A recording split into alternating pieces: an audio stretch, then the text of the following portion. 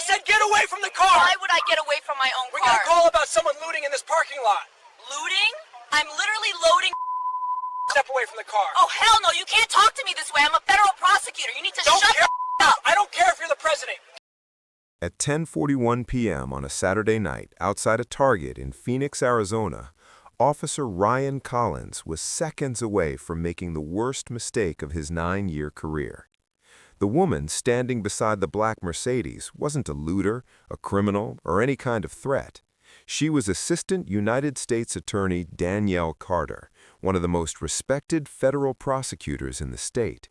She had built her reputation prosecuting corrupt officers, dismantling drug networks, and taking down white-collar criminals. Collins had no idea the person he was shouting at had ended careers before. He didn't know she specialized in federal civil rights violations, and he definitely didn't realize that every word coming out of his mouth was being captured on his body camera, footage that would soon land in the very office where she worked. He was about to learn that some mistakes don't get fixed, some words don't disappear, and some people are the last ones you ever want to underestimate. Danielle Carter wasn't having an ordinary night. At 35, she was one of Arizona's youngest federal prosecutors and had just wrapped up a long day preparing a corruption case against several Phoenix police officers accused of taking bribes from narcotics traffickers. The irony of what was about to happen would have been poetic if it wasn't so infuriating.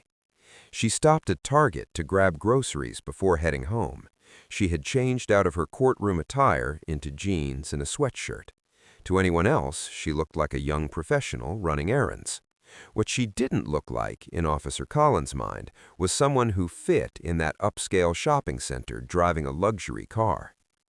Collins had responded to a call about suspicious activity in the parking lot. The caller, whose identity would later be uncovered, reported a black woman acting suspiciously near vehicles. No theft, no damage, no crime. Just a black woman standing near cars. That alone triggered a 911 call. When Collins arrived, he saw Danielle placing grocery bags into her Mercedes, keys in hand, receipt visible, bags full of items she had just purchased. To any reasonable person, she was loading her own car. But Collins didn't see groceries. He saw a black woman with an expensive vehicle, and in his mind, that meant suspicion. He approached with his hand already resting near his weapon and immediately began barking commands. No greeting, no clarification, no attempt to assess the situation. "Step away from the vehicle," he shouted. Danielle looked up, startled. Why would I step away from my own car? It was a logical question. She was doing nothing illegal.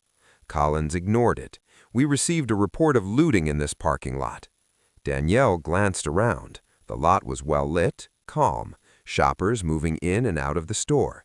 There was no chaos. "Looting? I'm loading groceries." Then Collins said the sentence that would follow him for the rest of his life. "Just shut up and step away from the car." In that single moment, he violated department policy, constitutional protections, and basic professionalism. Profanity toward a citizen, commands without reasonable suspicion, immediate escalation of a non-threatening situation. Danielle's voice changed, calm, controlled, but firm. "You will not speak to me like that. I am Assistant United States Attorney Danielle Carter. I prosecute federal crimes, including civil rights violations by law enforcement. You are being recorded, and you are making a serious mistake." The body camera footage later showed it, a brief flicker of hesitation in Collins' face. But instead of backing down, he doubled down. "You're acting suspicious. I'm conducting an investigation." Danielle pulled out her phone and began recording. "What is your name and badge number? Put the phone away and comply. I have the right to record this interaction. What is your name and badge number?" For nearly 2 minutes, the standoff continued. Collins demanded she get on the ground. Danielle demanded legal justification. Shoppers gathered. Another person began filming. Then Danielle made a decision that changed everything. She called her supervisor. "This is Danielle Carter. I need to speak with the duty attorney immediately. I'm being unlawfully detained by a Phoenix police officer at the Target on Camelback Road. I need assistance."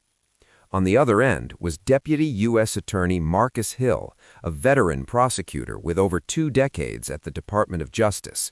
Once he understood what was happening, he immediately contacted the FBI and the Phoenix Police Command Staff. While Danielle was still on the phone, Collins made another fatal error. He grabbed her arm and attempted to handcuff her.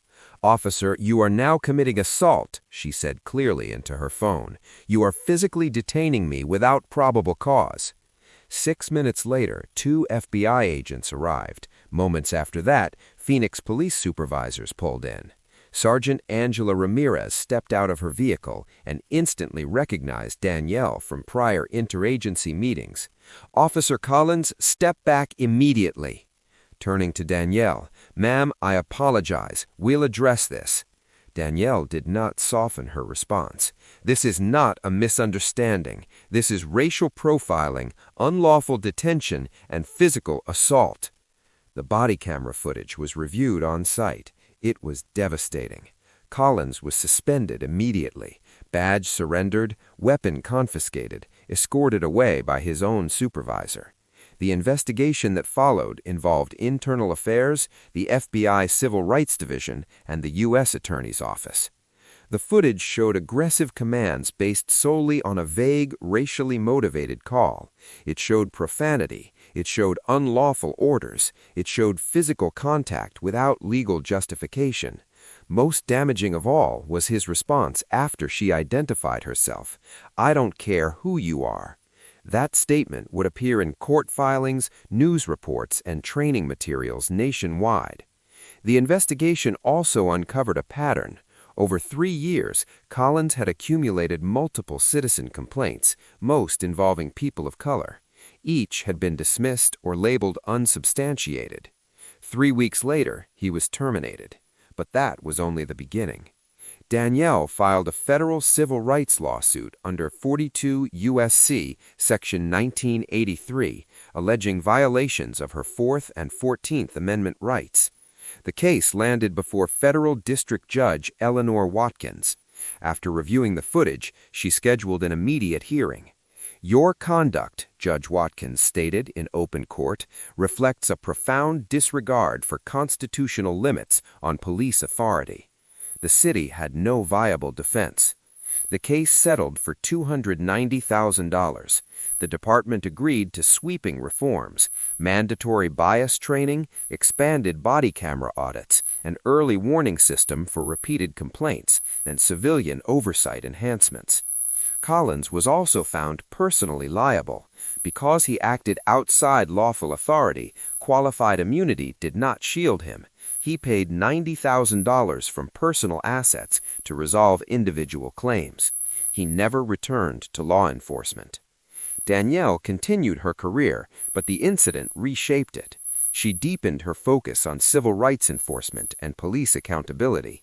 She began speaking at law schools and policy conferences about constitutional policing and systemic reform. The footage from that night became training tool, an example of how quickly bias and poor judgment can destroy a career. Months later, the Department of Justice launched a broader civil rights investigation into the Phoenix Police Department. Danielle's case exposed deeper systemic issues. The final report cited patterns of excessive force, racial profiling, and inadequate oversight.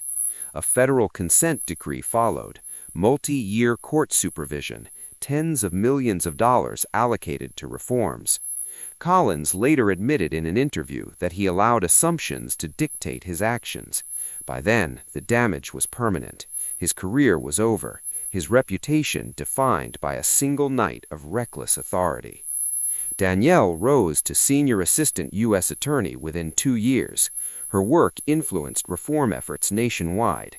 But the lesson of that night never changed. An officer saw a black woman in a parking lot and assumed criminality. He never considered she might be a lawyer, a prosecutor, someone who understood the law as well as he did, if not better. He treated her as if she had no power.